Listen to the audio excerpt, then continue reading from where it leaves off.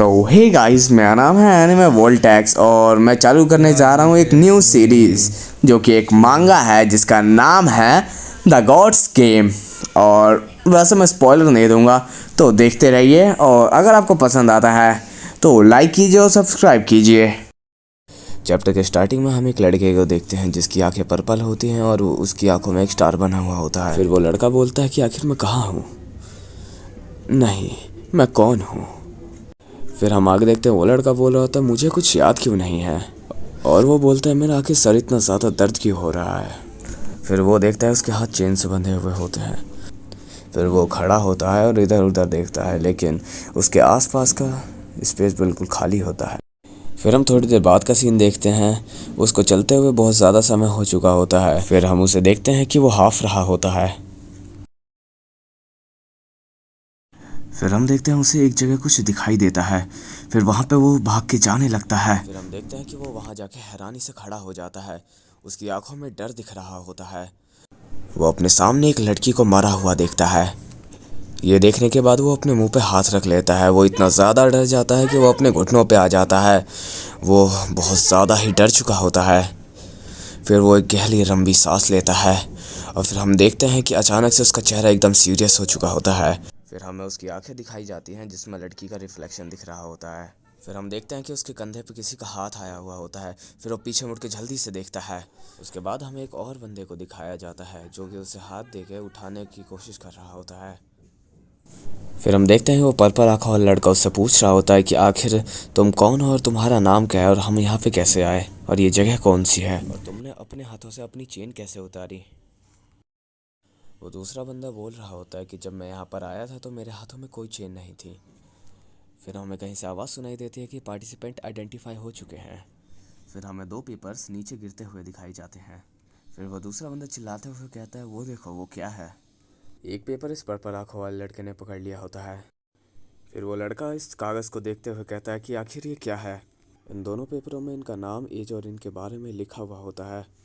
फिर हमें पर्पल आँखों वाले लड़के का नाम पता चलता है कि उसका नाम होता है रियान अज़ुरा। उसकी उम्र होती है 19 साल और वो अपनी बहन को ढूंढ रहा है। फिर हमें दूसरे बंदे के बारे में पता चलता है, उसका नाम होता है टेंगन चाओ। वो 35 साल का होता है, उसके 3 बच्चे और एक बीवी है। तो फिर अब से मैं इन दोनों को रियान अज़ुरा को रियान करके बुलाऊंगा और टेंगन चाओ को टेंगन करके बुलाऊंगा। ये देखते ही टेंगन बहुत ज़्यादा गुस्सा हो जाता है और वो उस पेपर को फाड़ देता है और चिल्लाता है कि ये क्या बकवास है, मुझे इन सब चीज़ों के बारे में कुछ याद क्यों नहीं है। फिर से हमें वही वॉइस आती है। अब वो बताती है कि अब पार्टिसिपेंट्स को वेपन्स प्रोवाइड करवाए जा रहे हैं।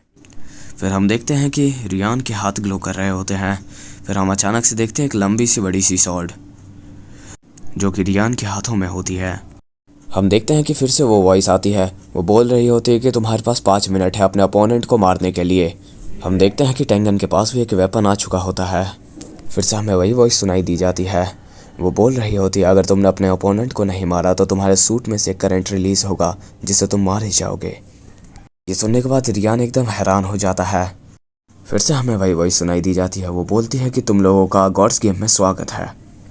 ये सुनने के बाद टेंगन भी एकदम हैरान हो चुका होता है। फिर से हमें वही वॉइस आती है जो बोलती है कि राउंड 1 को चालू किया जाता है। फिर हम देखते हैं कि रियान और टेंगन अपने अपने वेपन्स लेके एक दूसरे के सामने खड़े हुए होते हैं और उनके ऊपर 5 मिनट का टाइमर चालू हो चुका होता है। फिर हमें वही 5 मिनट का टाइमर दिखाया जाता है। फिर रियान कह रहा होता है कि हमें सच में लड़ना होगा। फिर हमें उस टाइमर को घटते हुए दिखाया जाता है। फिर हम देखते हैं कि रियान कह रहा होता है कि ये सब झूठ भी हो सकता है, लेकिन टेंगन कह रहा होता है क्या तुम्हें ये सच में लगता है कि एक प्रैंक है। क्या तुम्हें सच में लगता है वो हमारी यादों का मजाक उड़ाएंगे, और इन सूट्स का क्या जो हम उतार नहीं पा रहे, क्या तुम्हें अभी भी सच में लगता है कि एक मजाक है। अगर ये फेक भी है तो मुझे अपने परिवार के लिए ज़िंदा रहना होगा। रियान कहता है कि मुझे अपने आप को काम डाउन करना होगा। फिर वो एक लंबी सांस लेता है। फिर टेंगन कहता है तुम पहले वो लड़के हो जिससे मैं इस हाल में आके मिला हूँ, पर फिर भी तुम मेरे लिए कुछ नहीं हो। हम देखते हैं कि रियान की आंखें ग्लो कर रही होती हैं। टेंगन गुस्से में रियान की तरफ भागता है और बोल रहा होता है तुम ये कभी नहीं समझ सकते, मेरे पास तुम्हें मारने के अलावा कोई और चॉइस नहीं है। फिर हम रियान को देखते हैं जो कि कहता है कि पता नहीं किस वजह से। फिर हम देखते हैं कि दोनों लड़ना चालू कर चुके होते हैं। टेंगन रियान पे एक ज़ोरदार हमला करता है, लेकिन रियान उस हमले से बच जाता है। रियान कहता है आखिर ये क्या है। उसने ऐसा इसलिए बोला होता है क्योंकि उसे एक लाइट दिखाई दे रही होती है जो कि टेंगन के एकदम छाती पे जा रही होती है। फिर उसके मन में आवाज़ आने लगती है, मार डालो उसे, सरवाइव करो। फिर हम टेंगन को देखते हैं जो कि एक जगह खड़ा होता है। फिर वो अचानक से बोलता है कि आखिर ये कैसे ख़त्म होगा, मैं किसी को भी नुकसान नहीं पहुंचाना चाहता। लेकिन इस मौके पे फिर हम टेंगन को देखते हैं जो कि रियान के पैरों पे एक ज़ोरदार हमला करता है, जिससे उसके पैरों से खून आने लग जाता है। रियान ये सब देखने के बाद एकदम शॉक हो जाता है। फिर हम देखते हैं टेंगन उसके पीछे पहुंच चुका होता है। फिर रियान पीछे मुड़ के तुरंत देखता है, वो नीचे झुक के टेंगन के हमले से बच चुका होता है। फिर रियान उसके पेट पे अपने ब्लेड से एक ज़ोरदार वार करता है, जिससे उसका खून निकल चुका होता है। फिर हम देखते हैं वो अपने उस घाव की वजह से नीचे बैठ चुका होता है और दूसरी ओर टेंगन को भी बहुत ज़्यादा ही दर्द हो रहा होता है। रियान टेंगन के हथियार को अपने पैरों से निकाल रहा होता है। फिर हम देखते हैं रियान ने उस हथियार को अपने पैरों से निकाल दिया होता है, जिस वजह से उसको बहुत ज़्यादा ही दर्द हो रहा होता है और उसकी आंखों से आंसू भी आ चुके होते हैं। रियान बोल रहा होता है, काश मेरे अगर हाथ खुले हुए होते तो मेरे पास एक जीतने का चांस था। रियान बोल रहा होता है कि मुझे अभी नहीं मरना है। फिर हम देखते हैं टेंगन ने उस पर अचानक से ही हमला कर दिया होता है, जिस वजह से टेंगन का हथियार उसकी छाती में घुस चुका होता है। रियान ज़मीन पे जाके गिर चुका होता है और दूसरी तरफ हम टेंगन को खड़ा हुआ देखते हैं। रियान लेटे लेटे दर्द की वजह से कर रहा होता है।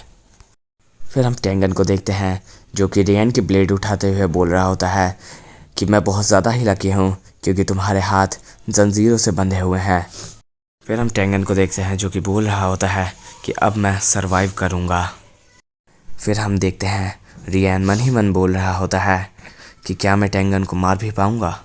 रियान बोल रहा होता है कि आखिर मैं क्यों इतना घबरा रहा हूँ।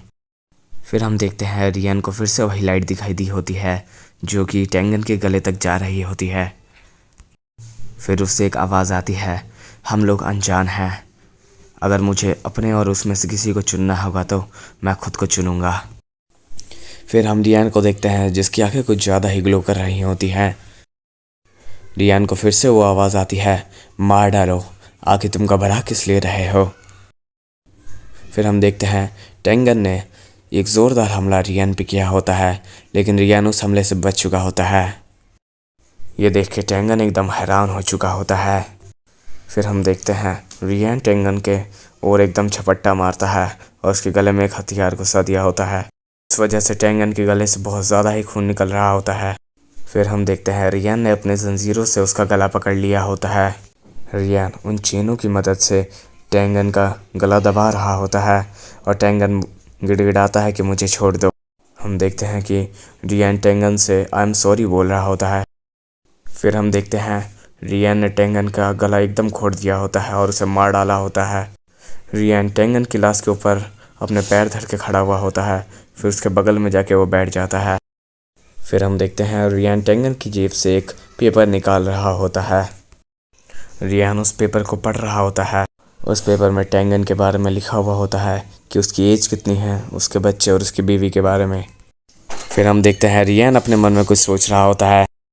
फिर हम देखते हैं रियान अपनी जगह से खड़ा हो चुका होता है और वो बोल रहा होता है कि आखिर मैं इस हेल से कैसे निकलूं।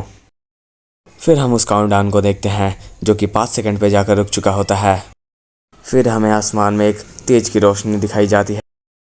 फिर वही आवाज़ आती है, वो बोल रही होती है, रियान असुराब जीत चुका है। इतने सारे पार्टिसिपेंट्स के नंबर देखने के बाद रियान एकदम हैरान हो चुका होता है।